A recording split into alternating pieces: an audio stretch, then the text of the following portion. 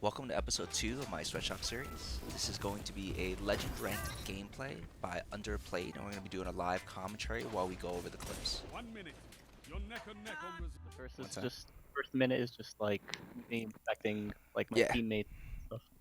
Yeah, which is actually a really good point because not a lot of players do this, but at high level play, right, you're always checking what your opponent has.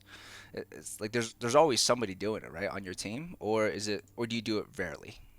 Oh no, I pretty much do it every single game. What I've noticed in this game was that one of my I noticed off the bat that I'm paired with a 2 stack against a 3 stack, right? So I already know who my teammates and opponents are, and Mhm. I can sort of realize what guns the enemy team has versus what guns our team has.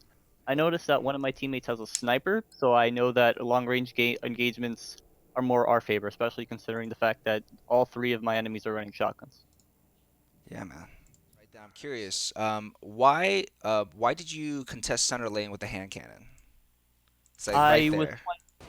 What I was planning to do is I Uh huh. thought that the enemy team was trying to push down that middle Uh lane, huh. and I thought that if my teammate who was using a revoker sniper, it does about 150 damage. I thought if I were to get like a couple of shots, it would be the difference. Cool. Okay, so Although, you're a body shot. You were team shooting with them, right? That sounds great, man. right, right. Getting into that fight, right? You went in on the left, right? I'm not sure if you noticed this, but on the radar, right? Two of them actually break away onto the right side. I'm not sure.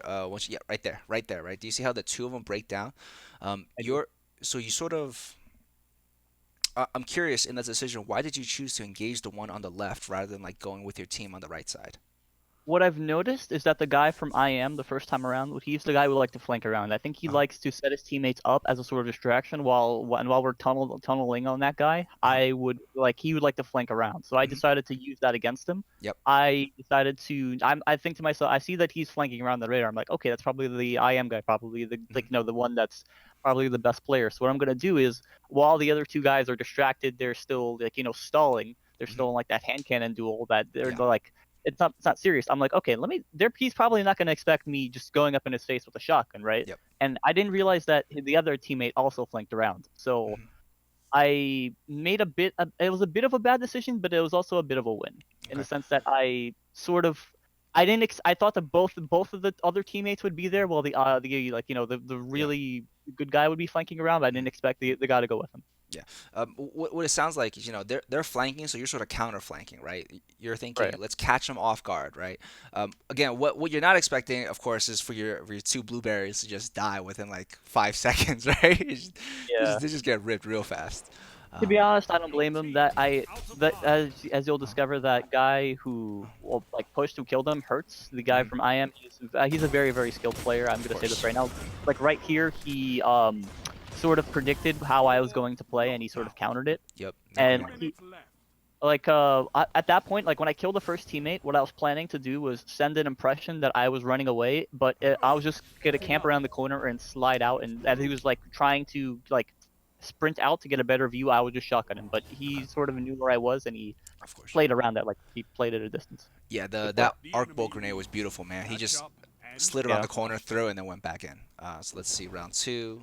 I think what I've come to notice that I've been You have using no Blast for reserves left. for like the past Finish couple of them. days is that it's not really good against high level of movement. So if some guy is like flying towards you or sliding towards you, it's very bad at countering that, which is sort of what you saw here. It should have been a headshot, but because he was sliding, it The didn't enemy really is down count to towards second a kill. chances. This is what I mean about Yeah. taking advantage of like just surprising people. He Yeah, didn't. man.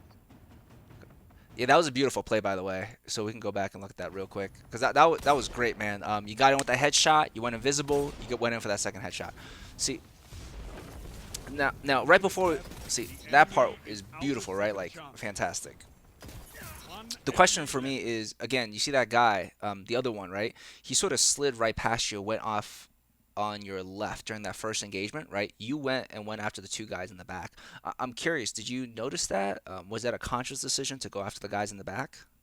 It was a conscious decision, yes. I Okay. thought because, like I said, I noticed that the Warlock. By the way, that's the guy from IM. I noticed he's the best player, and I thought that I thought that in that place, it's very, like the place that he went to would be a very bad place for me to contest. He's going on the stairs Hmm. of like where the heavy would spawn in, I think, like regular modes.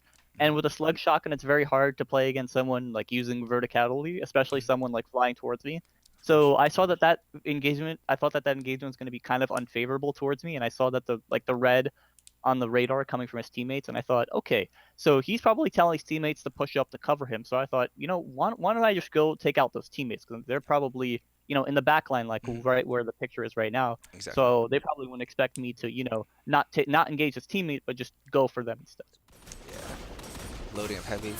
Curious about that decision right there, right? You went into cover and then you sort of peeked out for that one moment you got killed. What happened there? I messed up. To be Okay. honest, I thought that. Go Oh, ahead. sorry. No, no, go ahead. I thought that I landed the second shot, and all right. So the way that I like to sort of go against in going to hand cannon fights is I like to shoot twice, go into cover, so my opponent misses the third shot and like fourth shot, and then I would Sure. peek out and clean the kill. Sure. But my second shot ended up missing it hit the pillar. Like I went into Okay. the wall too fast, and it kind of messed up my flow.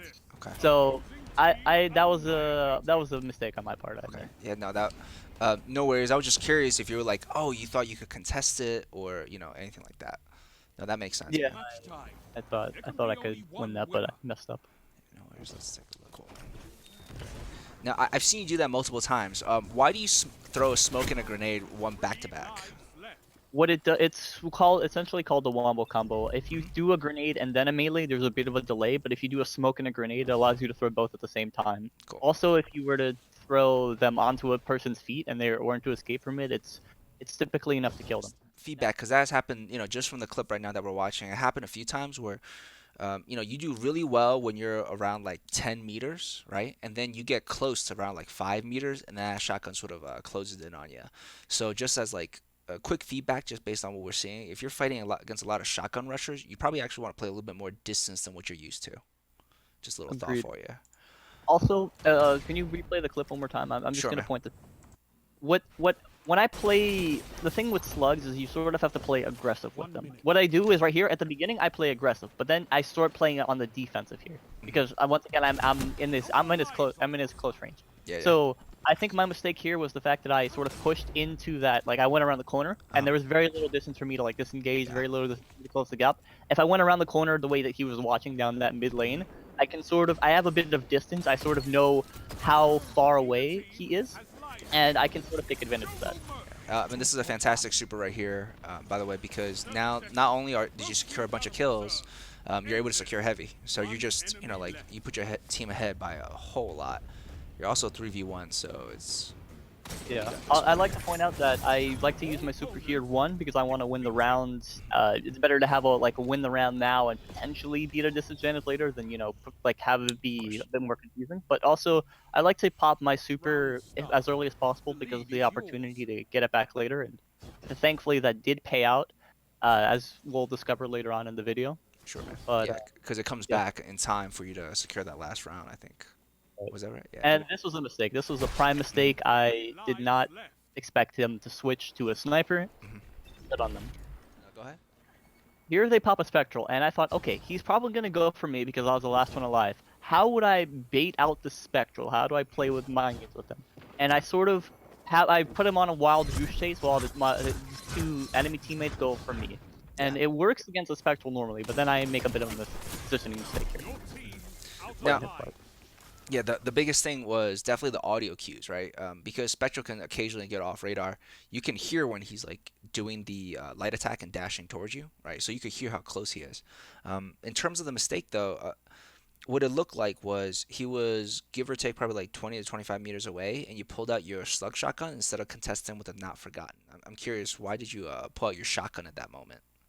I thought that he was essentially directly behind me. Like he was. I think a lot of a big mistake that I make is that I assume that my enemies are just aping me. Like they're just Uh-huh. in that tunnel vision mindset of I gotta kill him with a shotgun. Uh, And and also, just a little note, just in case anybody's wondering why Underplay just went ahead and like jumped off the cliff. It's because they're regenning super while he has only one person alive, right? So he could 1v7, right? 3 on the field, 4 reserves. He could do that, but the chance of them like securing supers for the next round is really, really high. Is that about right? yeah, of course. Not Okay. to mention that they have heavy. The chances Mhm. of me winning the round are very slim, and they're regenning 2 supers for my one. Exactly. Which right. So it's sort of biting the bullet. I'm an Overwatch player. This is something we used to do there as well. It's like we don't want to feed the enemy more stuff that they'll use later. Just if this Of round's course. lost, let's accept and move on. Exactly. I want to mention great play by that Titan to secure heavy. Because I think I heard a sniper shot right there, and his barricade prevented it. So that was really good. So good choice. That's probably number one, right? Just get your engagement ranges just a little bit tighter. Again, at these high level comp matches, man, right? Like 1 or 2 meters. That's the difference, man. They make the difference. Yeah, man. The other thing I'm trying to think about is I think one of the biggest plays I see you is the fact that you tend to flank, like counter flank, and you'll move around and you will leave your teammate alone. And I don't think that's a bad play, right? Especially if you're able to catch those guys off guard. I think it's great. But I don't think your team was ready for that. There was one play. I'm trying to remember where it was, where like you were all together. You know, the three people were around you. Two went over to the right, one to your left. You went after the guy on the left, and then your team sort of got collapsed upon because they just didn't know it was going to happen. I think this could have been solved just with. Were you in voice chat, by the way? I don't think so, I right? I was in voice chat, but the other two teammates were in a party. Wasn't able to talk to them, You weren't able to unfortunately. talk to them. Okay. Yeah. So that's just sort of the way it is. But especially during those rush moments, if you communicate with your team, I don't know. I don't know what's a good way to put this. You can probably even like write a message, but it'd be hard to do it in that moment, right? So I would say that if you notice that your team is like constantly dying, you might want to like make sure they don't get collapsed upon. Yeah. Okay. See right here when you're dueling this guy, right? Again, you're normally you're saying you're popping 2 shots, going back into cover, and then finishing that final shot, right? Especially with the perk on Not Forgotten, you're pretty much secure. Like that kill is pretty much guaranteed. The curious for me is when you're engaged in some of those fights, I'd be curious is if you actually go aerial for some of those, because I've seen you land aerial headshots with the shotgun. Like I imagine you would also be able to do it Not Forgotten, right? Or no, that's a little rough. Potentially, yeah, potentially. It's Okay. well, like once again, it's a little bit tricky to do it against someone who's like on the floor. Mhm. But like I mean, I suppose, yeah, I probably could, but Yeah. The other thing for me, there was a moment right there when that last person caught you when you were going in right here, right?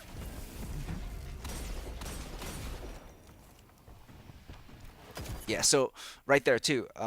The reason I'm mentioning this because your gameplay's tight, man. You're hitting your shots. You have a pretty good loadout. Your stats are good. You're not coming in with any of these like rookie mistakes where I'm like, oh, this is an easy fix. You're running recovery 3. That's your problem, right? Like that's not I can't really say that.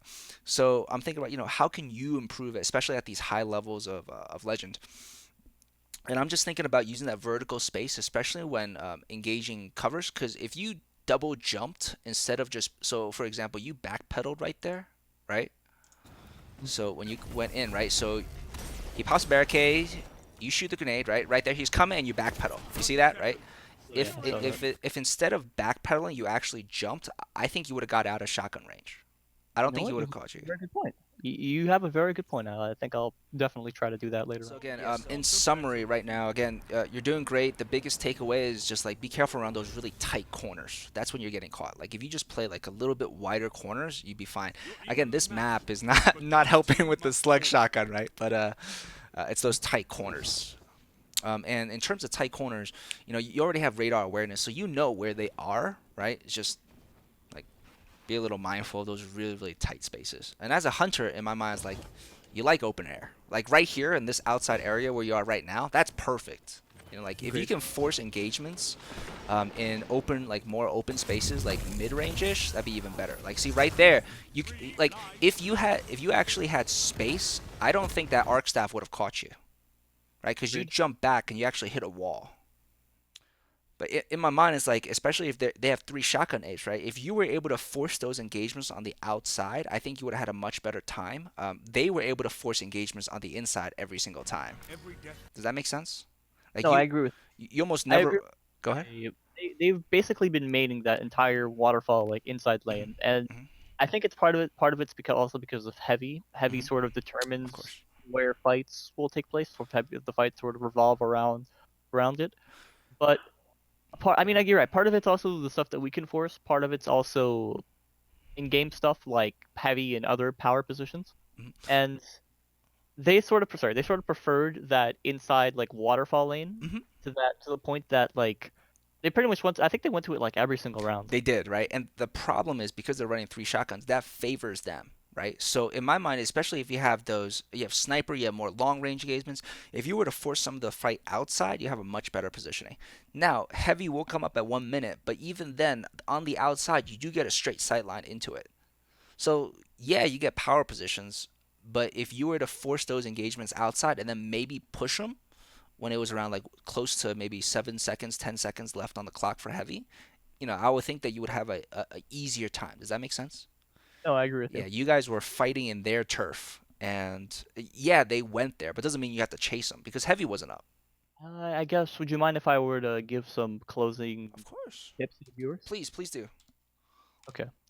Um, in terms of builds, I showed the what's its face in the beginning of the game. I sort of showed what all the enemy team is running, and if you notice that the best player on the enemy team, Hearts, the guy from IM, his Uh-huh. shotgun isn't really like a god roll. It's not like all the perfect perks. So I would like to just point it out to like all the viewers that don't stress over, I guess, the gun itself. Don't stress of the fact that you don't have a like a god roll like right here. Like oh, Oh, it's like actually so might fast. come a bit later. Might come a bit later. I don't know. I sort of zoomed in and I checked out his what's its face his his shotgun. I noticed that his Dust Rock Blues isn't really the most perfect, but because he is able to he wins not in the gun itself but in his positioning. If you see right now his exotic boots or the transversive steps, Hmm. that helps him with his movement, and he like right there his range bar isn't all the way capped. It's not like what most profit do. It's not like the maximum that the not the best perks that the Deathstroke Blues can have, but he makes up for that fact by his movement, right? And yeah, like see that's not Yeah, tactical mag. really yeah, tactical mag, right? It's not like one of the more top tier perks, but I think focus more on improving yourself, like sort of what we're doing now, like fixing your mistakes, fixing your like issues. Don't worry too much about like the gun itself. In terms of builds, in terms of still like when you're choosing your own build, there's some stuff that really helps out, that really is beneficial to you. One thing I would recommend is the new artifact mod, Powerful Friends. Hmm. I don't know if you guys know this, but if you run a arc mod with it, it gives you 20 free mobility. And if you're running it in another slot, you can sort of put it onto another arc armor piece. Unfortunately, it requires the new season mods, but if you get right now, Iron Banner is about to start happening. So if you get a good arc piece, you can sort of slot Powerful Friends onto it, and really mobility is good for. It's the most beneficial on hunters, and especially if you're running a shotgun. And arc armor has shotgun perks, so it sort of helps out with that. Um, let's see, is there anything major? Oh yeah, I did mention how to switch to team chat.